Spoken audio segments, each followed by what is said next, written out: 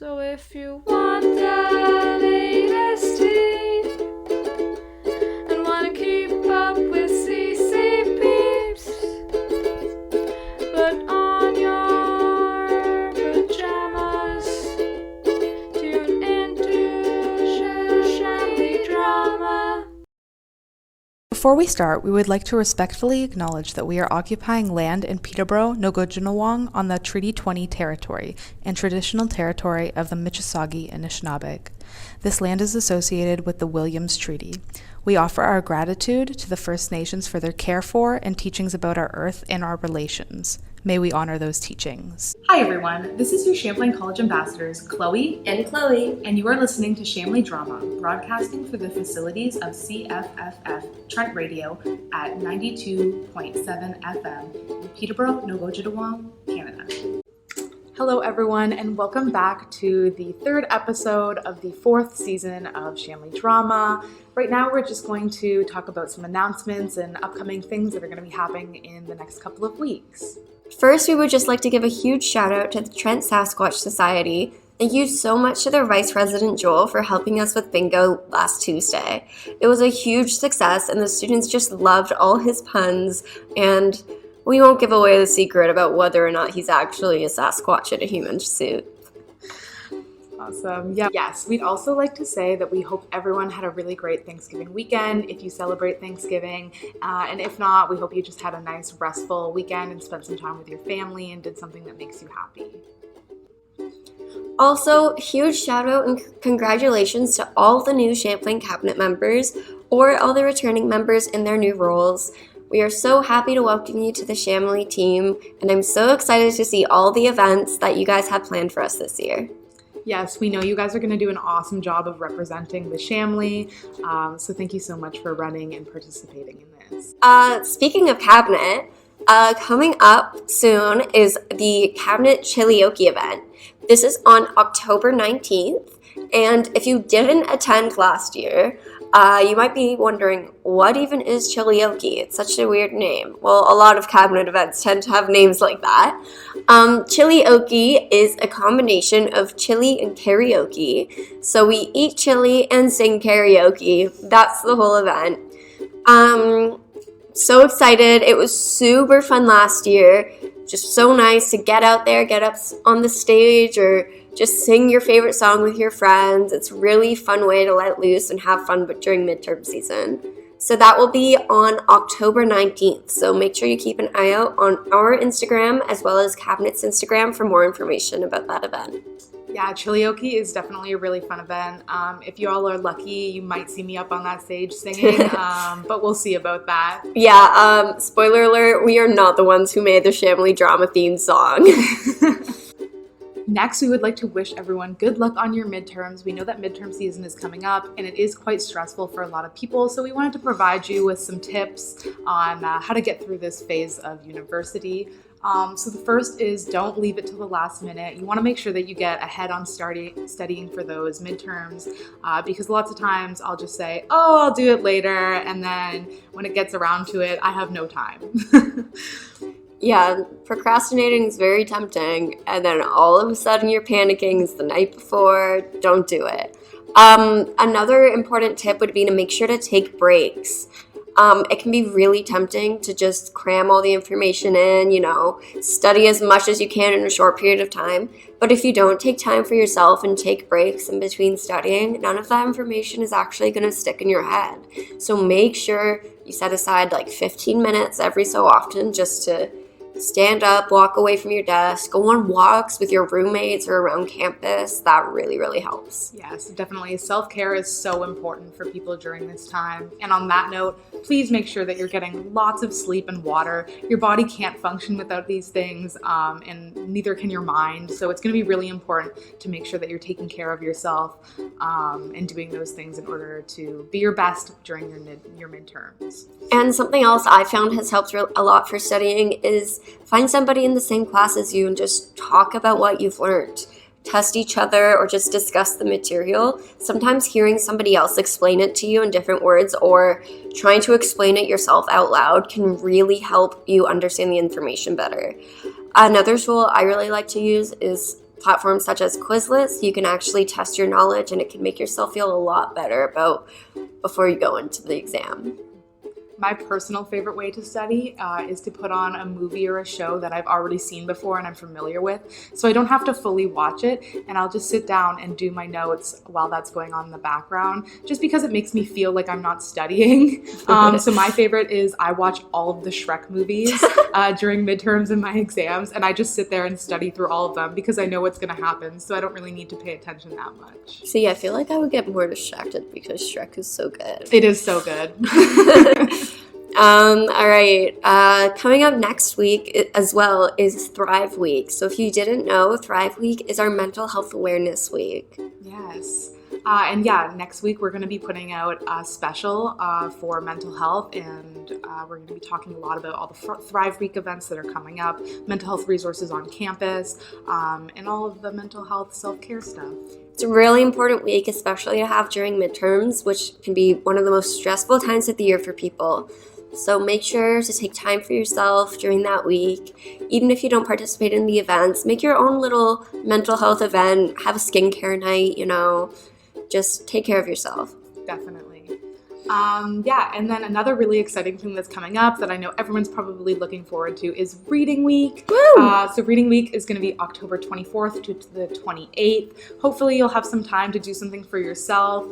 Maybe you are studying during this time. Maybe you have midterms after Reading Week. But hopefully you'll still get to maybe see some family, see some friends, go outside, enjoy the beautiful fall weather. Just take some time for yourself to do something nice. Yeah, Reading Week is great whether you stay in Peterborough or go back home. If you do stay in Peterborough, also keep an eye out for different events that the university may be hosting for you. All right, so now let's get down to the point of this episode, which is discovering sustainability on campus. Today we're going to be talking about some things like the Seasoned Spoon, which is in Champlain College, 76 Sips, which is a new restaurant on campus this year, the Eco Tray program, the Cafe Bada Bean Bada Boom in Bada Library, as well as some other sustainable programs and initiatives that are going on the Trent campus. Yes, and we're also going to be having an interview with Amelia Kiss-McKinney, who works for the Trent Apiary, and she's going to talk a little bit about what the Apiary does for Trent and how the Apiary supports sustainability at Trent University. All right, so first we're going to talk about the Seasoned Spoon Cafe, which we have talked about in previous episodes, but we're just going to focus a little bit more on the ways that they're sustainable. So as you might have heard from last week, the Seasoned Spoon is a nonprofit vegetarian cooperative cafe located in Champlain College at Trent University. It also is connected to the Champlain College Senior Common Room as well, so they're connected to a space where students can go and hang out and eat some food. All right, so the Seasoned Spoon supports sustainability through a number of different ways. They are always trying to make sure that they get their food from ethical sources. So this might include they've changed their bowls from just being made with brown rice to being also made with millet, which is a food that they can get more locally, so it's more sustainable by adding that element into their food. They also work with the Trent Vegetable Gardens to demonstrate a sustainable field-to-table campus food system, which means that a lot of the food that they're using in their meals is actually grown, harvested on campus by people who work for the Trent Vegetable Gardens. The Seasoned Spoon also aims to create a space on campus where members can increase their awareness of food issues and be inspired to take action. So they want people to take initiative and really think about the food that they're eating and where it's coming from, how it was sourced, and if it's ethical or not. So make sure that you do check out the Seasoned Spoon. It is a delicious cafe aside from all of the great things that they are doing for the community and for the environment. They always have specials going on there, and it's just a really great place to go on campus if you want like a nice, healthy, home-cooked meal. Another great cafe located on the Trent campus is the new 76 Sips. You can find this place in the Athletic Center. Their mission is to make it effortless for their consumers to reduce their personal environmental impact when making purchases. They've included a list of all their current efforts as well as the things they do to continuously strive to make changes for the better. So first off, they support Canadian-based brands and local businesses whenever it is possible. They use 100% organic produce and other organic options whenever it is possible. They also saved organic vegetables that have been quote-unquote unloved from their compost and reuse them in their vegetable broth. So their vegetable broth is the base of many of their in-house made soups, which are absolutely delicious, and I highly recommend everybody go check them out. They compost their waste whenever possible, and sustainable and green packaging companies. So as you can tell, 76 Sips really supports the environment and the sustainability goal, as well as they provide delicious recipes for smoothies, as well as soups and other amazing cafe items. So next time you're around the athletic center, make sure to check them out and get a great nutritious meal. Wow, yeah, that is really exciting. I know I'm definitely a soup girl, so I'm very excited about that vegetable broth that they make from their vegetable scraps. So for all you soup people out there, I'll see you there this fall. And get some good soup. All right, hi Amelia. Thank you so Hello. much for being here today. Thanks for having me. Yeah, and would you like to introduce yourself to the listeners? Sure, yeah. My name's Amelia Kiss-McKinney. I'm in my 4th year here at Trent. I'm in the bio program, and I'm affiliated with Champlain, so there you go. Awesome. Yeah. Yay! All right, so what is the Trend Apiary and what do they do? So the Trend Apiary is a club and group on campus. We have 18 hives located just behind the DNA building, and we kind of function as 2 separate categories. We function as the apiary itself, where we maintain the hives, and we're actually like in the hives doing hive work. And then we have the club side of thing, where we run events and workshops and host meetings. Awesome. So how can Trent students get involved with the apiary or support the apiary?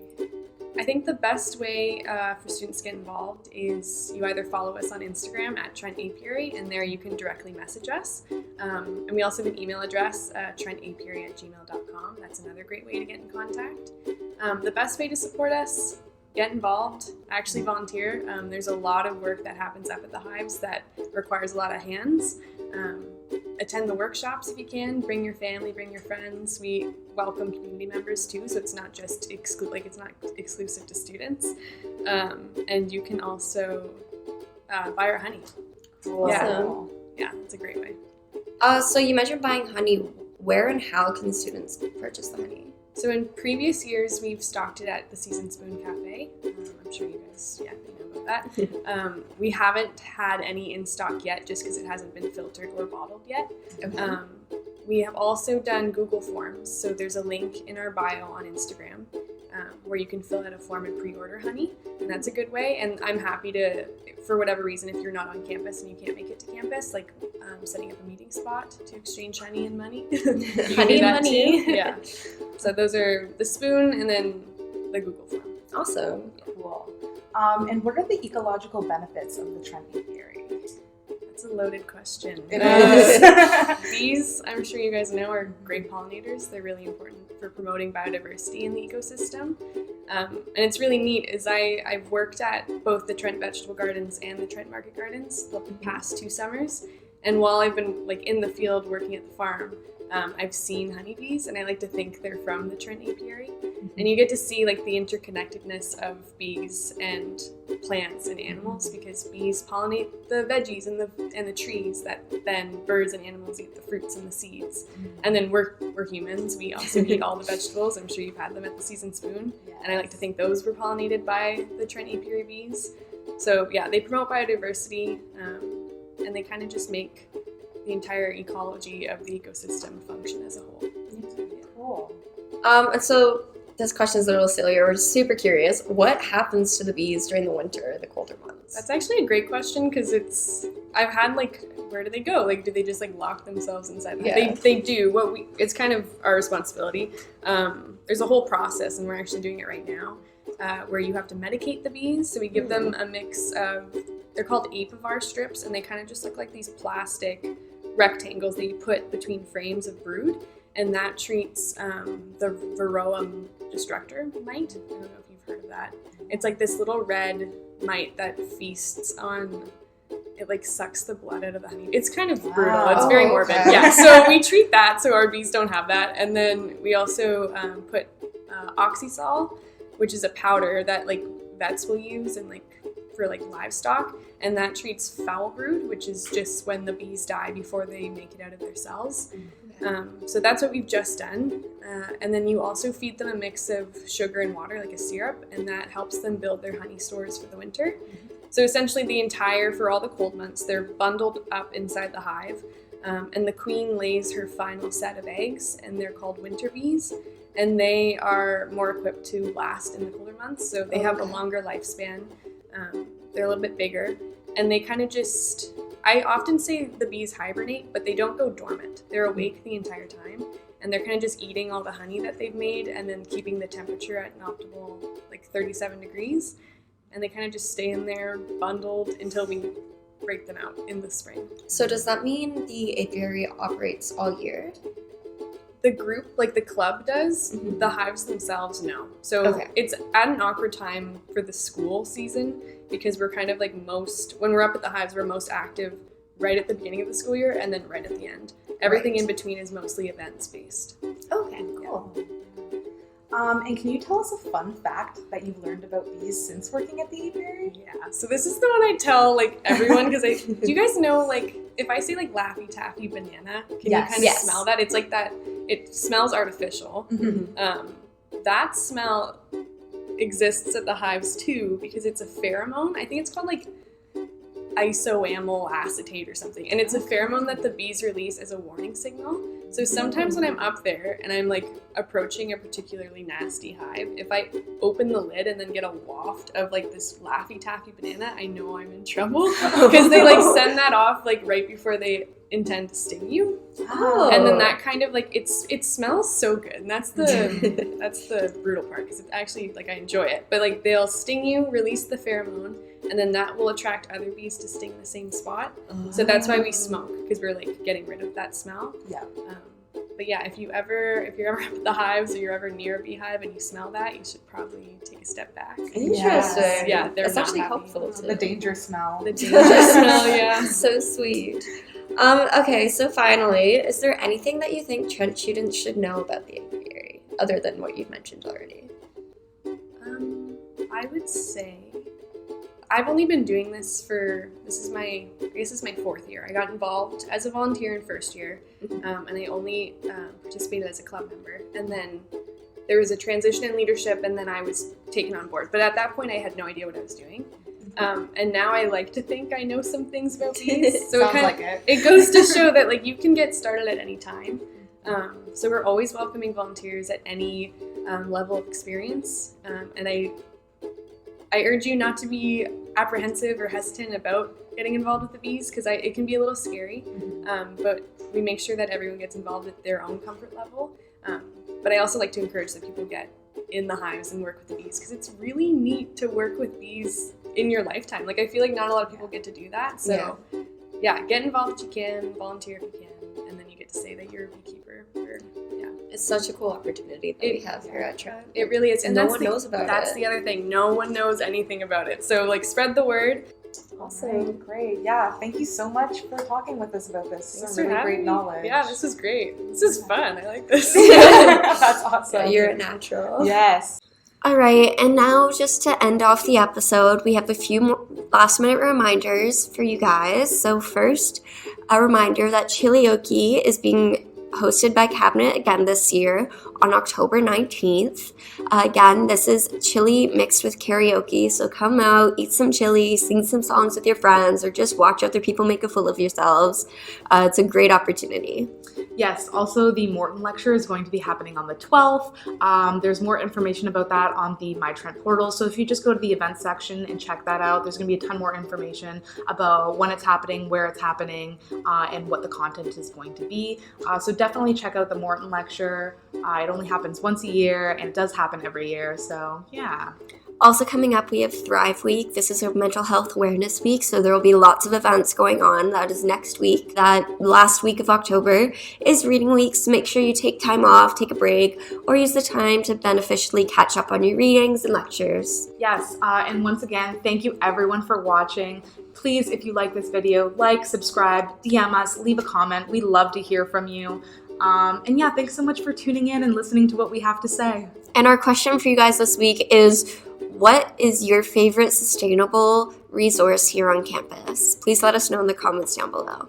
Once again, this has been your Champlain College ambassadors, Chloe And Chloe. and you're listening to Chamily Drama, broadcasting through the facilities of CFFF Trent Radio at 92.7 FM in Peterborough, Nogojinawong campus.